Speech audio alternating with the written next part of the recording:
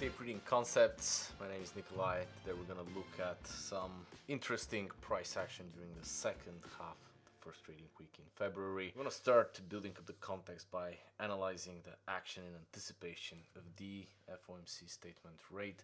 This is the April contract, 189 ticks, as you are already familiar that I like to trade. This is the action during the mid-afternoon session with the FOMC statement and the following conference.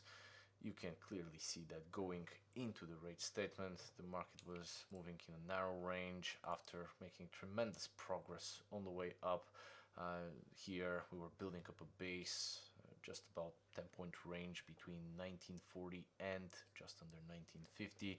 There was some pessimism that was maybe starting to creep into this market with the marginally lower highs we were seeing as the session was progressing, even though the buyers kept showing up here in just underneath 1940. There was one dip here during the lunch hour, but the market managed to recover, and you can see that the range was still stable here at the bottom of the base. There was a very bullish reaction. The market promptly translated above 1950 and build up here quite a leg on the way up. There was one significant granular dip, and it did find the buyers exactly where they were already found earlier on the way up. So range extension, market builds another platform at a higher low, makes another leg higher, and challenges the recent highs from last week here in the upper 60s. By the end of the session, not that much further progress. We did finish just under 1970, and then during the Far Eastern and European session, the market followed through higher, good 5 points higher, for a total of about 10 points higher prices here on the tape above the recent highs.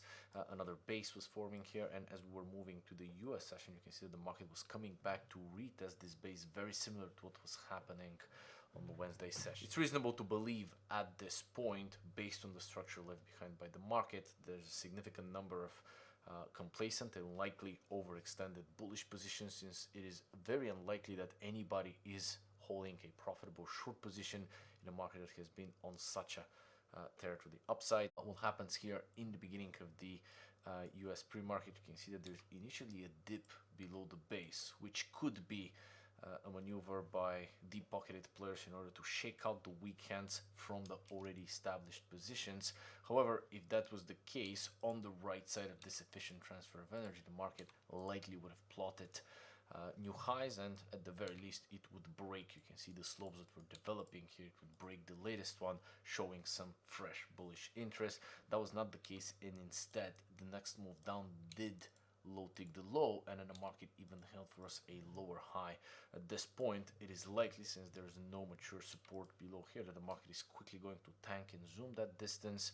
And of course, we have this round number untested still below.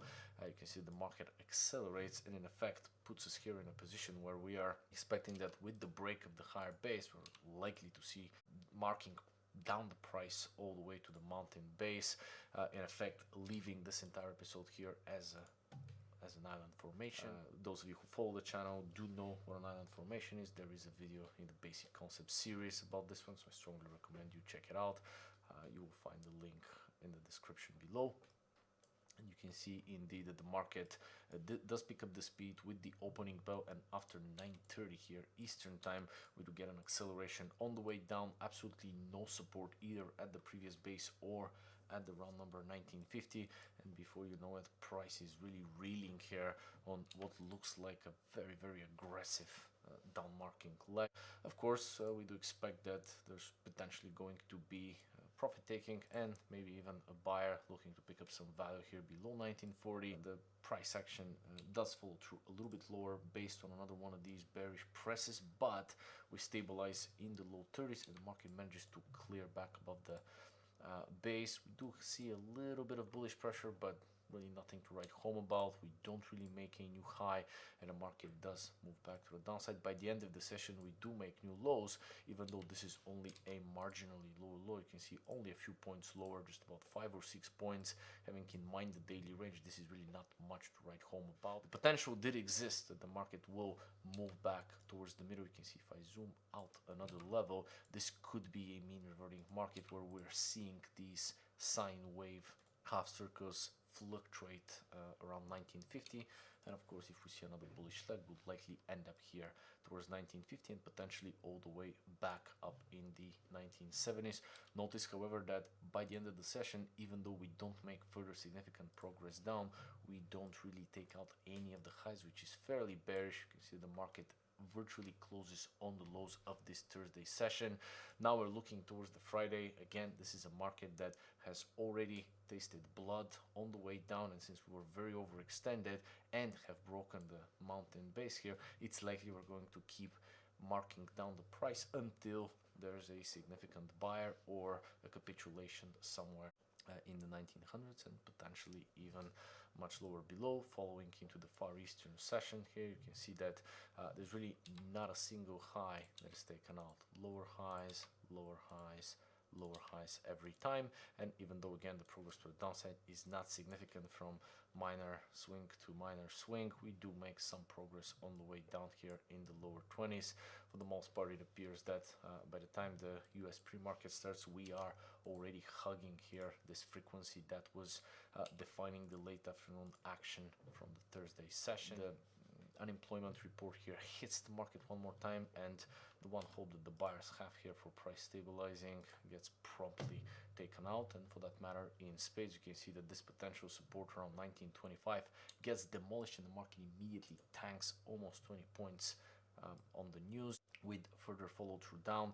At this point here, since the US pre-market seems to be in agreement with both what was happening yesterday and the early morning bearish pressure here, I'm forced to consider a runaway template. The market here flirting at 1900. Oversold does not mean over, therefore I'm looking to take a short position and see how much further price could break down throughout the session. Since I do not expect any significant reversal of sentiment, my mean reverting hypothesis has definitely fallen apart. There was no bullish push here and we have made new lows, for that matter, with quite a bit of momentum. So I'm looking to get short and stay short for extended periods of time. You see that following the news here, we're working about a 10 to 11 point pullback, 10 and a half in this case, another smaller one here, and then further follow through below 1900. 1900 doesn't seem to be a problem. By the time I'm looking to get positioned, I'm marking here another about 11 point pullback.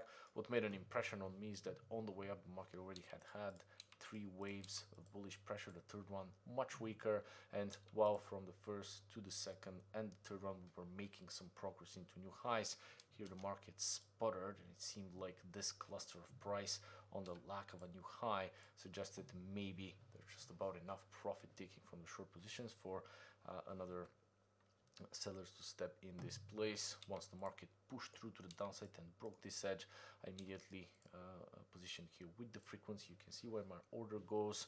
I was willing to play only a small stop in this place, with my risk being just above 1901, looking to see if I'm going to get a sizable extension, and if not, I was going to look for another short position at an even better price somewhere up higher.